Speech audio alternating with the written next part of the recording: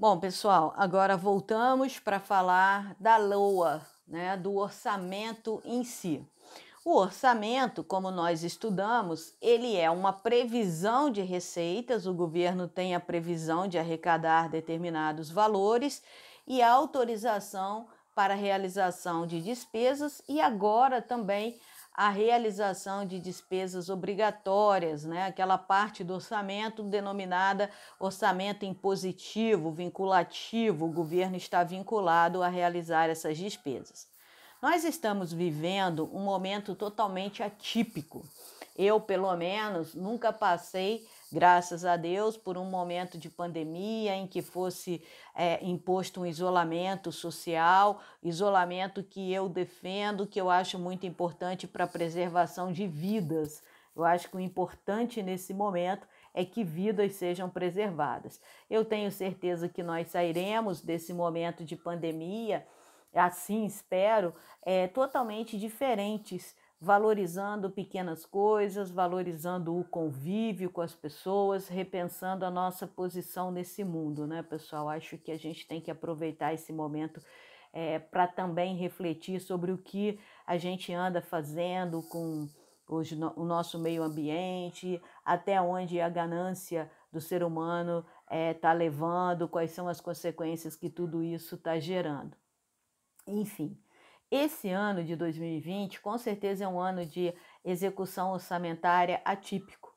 O governo aprovou, né, foi aprovado, o governo editou e foi aprovado o decreto de calamidade pública, então isso autoriza o governo a realizar despesas emergenciais, despesas essas que não constavam do orçamento, afinal ninguém poderia prever que teríamos uma pandemia, então são despesas imprevisíveis, eram despesas que são despesas que não constam do orçamento. Até mesmo, pessoal, a título de curiosidade, a decretação do estado de calamidade já autoriza o governo federal a instituir o chamado empréstimo compulsório, que é a nossa quinta modalidade de tributo, tem previsão lá no artigo 148 da Constituição.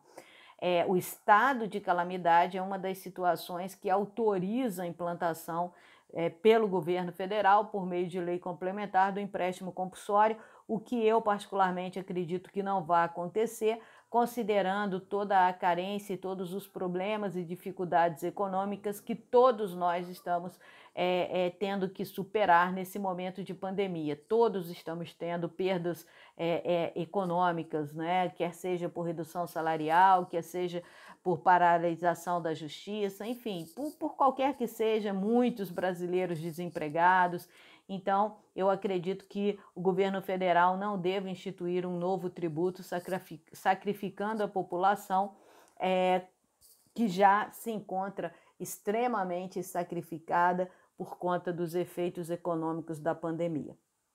Então, esse ano a gente está num ano de execução orçamentária atípica, né? Mas, enfim, a LOA está aí, está vigente, e aquilo que é obrigatório, as despesas obrigatórias, pagamento de pessoal, pagamento das aposentadorias, as transferências de arrecadação tributária para os estados e municípios, o cumprimento das emendas parlamentares, tudo isso está vigente, tudo isso não pode ficar relegado a um segundo plano por conta da pandemia, né? Bom, pessoal, a LOA, como eu disse, é o orçamento em si.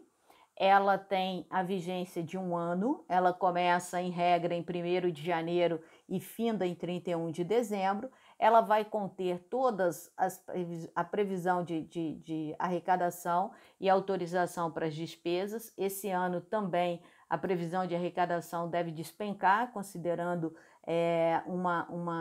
um recuo no consumo, né, uma recessão. Então, quando a gente tem uma recessão na indústria, no comércio, na prestação de serviços, a arrecadação tributária diminui, entra menos dinheiro nos cofres públicos.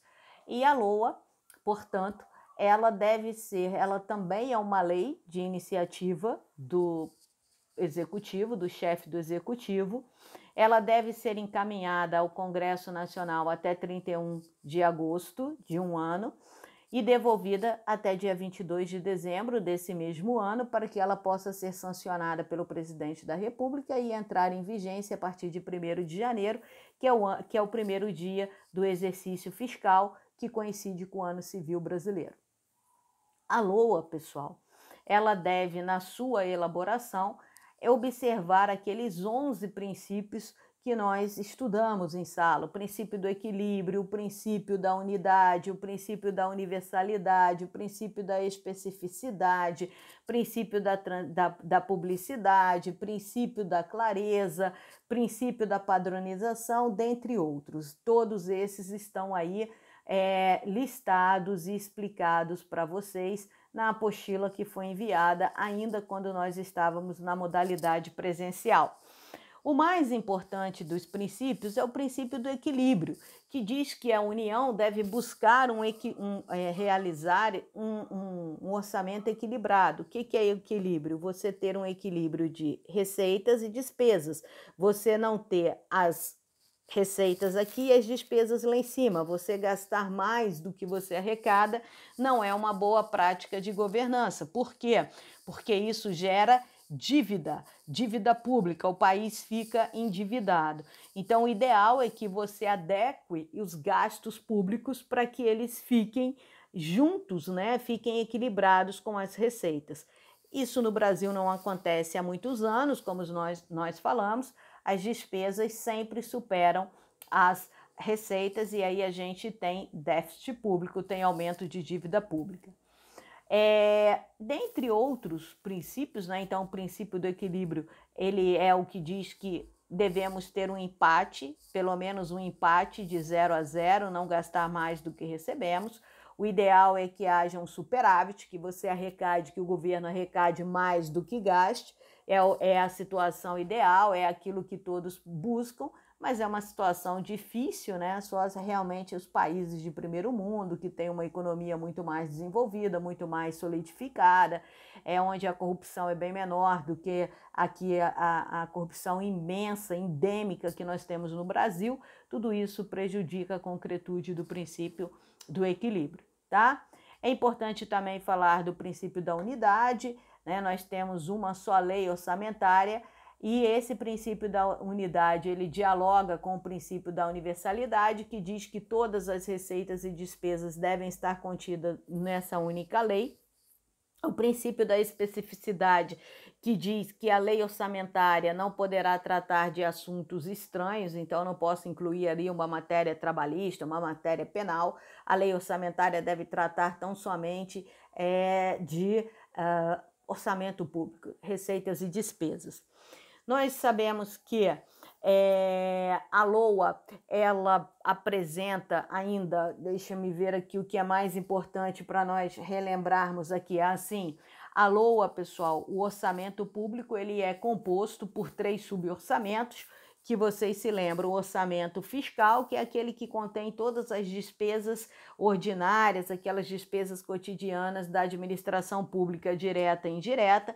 Nós temos o orçamento de investimentos, que contém ali todos os investimentos que o governo pretende fazer naquele ano, e nós temos o orçamento da Seguridade Social, onde estão previstas todas as despesas e receitas relacionadas à saúde, à previdência e à Seguridade Social, né? Então, a LOA, ela é formada, o orçamento é formado por esses 3 suborçamentos e deve, de todo modo, acompanhar, ser elaborada de acordo com os princípios orçamentários clássicos que nós falamos e que tem aí explicadinho na apostila de vocês, tá bom?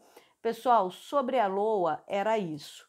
Nós agora, no próximo vídeo, vamos começar a falar do ciclo orçamentário, ou seja, quais são as fases pelas quais a LOA passa.